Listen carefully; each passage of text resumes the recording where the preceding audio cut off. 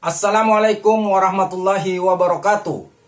Berjumpa lagi bersama pecinta bola sejati. Apa kabar sahabat pecinta bola sejati? Semoga hari ini kita selalu dalam lindungan Allah Subhanahu wa taala. Hari ini saya akan membagikan video narasi Valentino Simanjuntak membuat semua pengamat bola terdiam. Untuk mengikuti informasinya lebih lanjut, mari kita simak videonya bersama-sama. Jangan kaget, yang memungkinkan orang-orang dengan catatan kegagalan bisa kembali masuk ke pengurusan. Tapi itulah PSSI. Jika yang namanya gerakan mafia buat menggulingkan rezim Erick Thohir itu akan semakin kencang. Ini semua adalah kegiatan politik untuk menyingkirkan orang-orang tertentu di negeri ini. Setelah kasus pemecatan Sintayong yang menimbulkan konflik yang luar biasa antara PSSI dengan masyarakat Indonesia, ada yang bilang ada penelitian yang dilakukan oleh satu organisasi sepak bola terhadap ruang ganti pemain. Ini Anda tahu dari mana, Bang? Kan saya meneliti dan menelaah. Tapi tidak kasih tahu siapa sumbernya, berapa samplingnya, informasinya data dari mana, berapa kira-kira orang yang terlibat, kesimpulannya apa, penelitiankah itu? Itu apa namanya? Itu hanya asumsi belaka. Itu satu point of view dari gua yang pengen kalian olah dalam pikiran kalian. Karena narasi itu yang sekarang lagi banyak, oh ternyata ada yang terjadi di dalam ruang ganti. Kalau misalnya kita lihat konten tuh ya dilihat dulu faktanya di lapangan, jangan ditelan mentah-mentah cuy. Mau Justin, Marhali, mau Harpa, mau Firzi, mau Haryo, Effendi, dan lain sebagainya.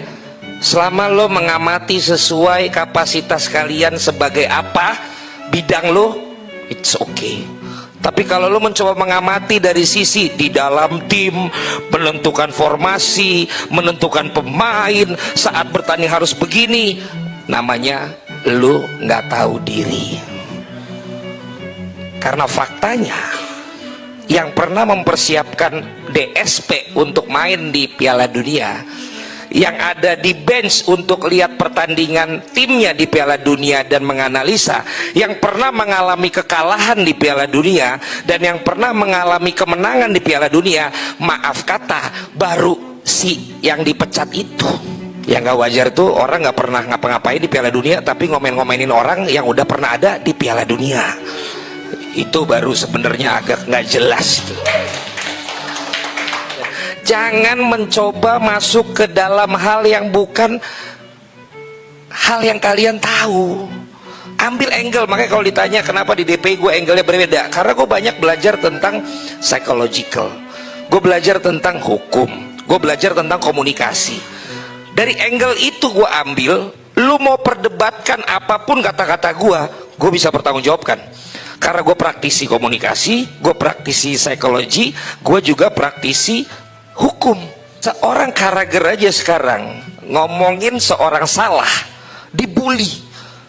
Bukan lagi karena Carragher mantan pemain, tapi karena Carragher, emang lu berapa gelar?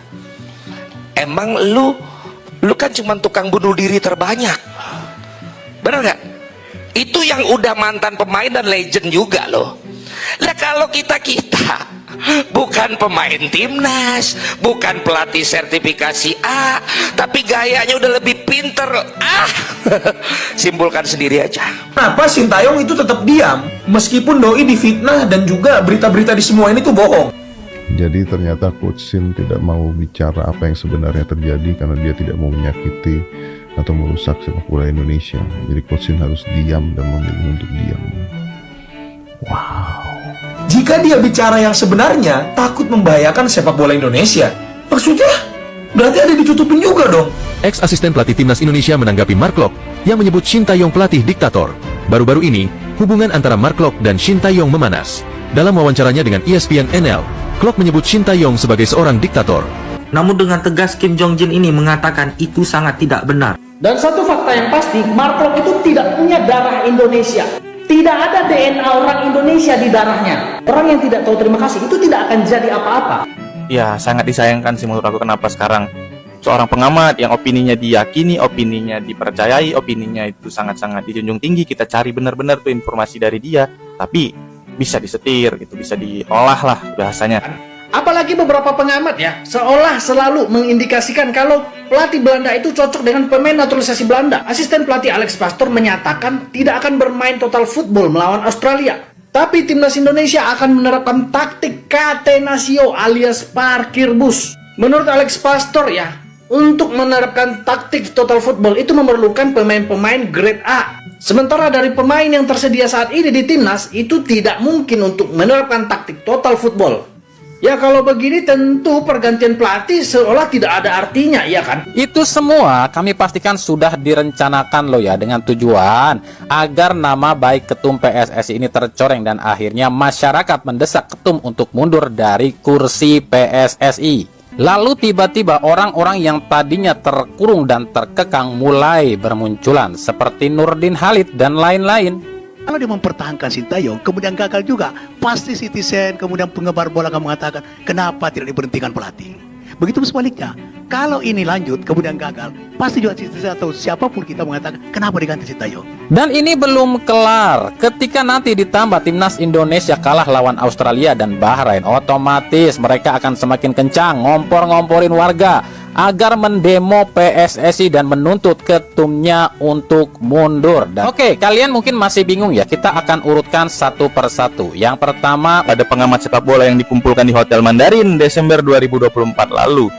Ya, kalau dikumpulkan ya sebenarnya nggak apa-apa juga, barangkali reuni ngumpul ngobrol-ngobrol gitu. Tapi yang disayangkan katanya, informasi yang didapatkan dari Bung ini juga, setelah pengumpulan itu, seseorang atau beberapa orang itu yang awalnya berpihak ke A, setelah dikumpulkan jadi berpihak ke B gitu. Jadi semenjak Bung Tio Nugroho itu membongkar ada pertemuan beberapa pengamat sebelum pemecatan Sintayong, hal ini jadi rame guys.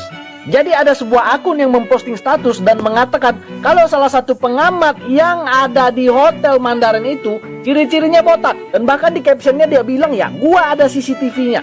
Apakah Coach Justin salah satu orang yang makan di gate Mandarin? Pertanyaannya sekarang, apakah orang botak cuman Coach Justin? Tapi yang jelas orang botak tidak satu orang. Tapi kenapa Coach Justin yang hanya merespon ini? Aneh kan, centang biru klarifikasi di akun receh. Menurutku jadi pengamat itu harus konsisten, bukan klarifikasi sana sini. Semuanya tuh mudah diatur, mudah disetir kalau misalnya ada maninya.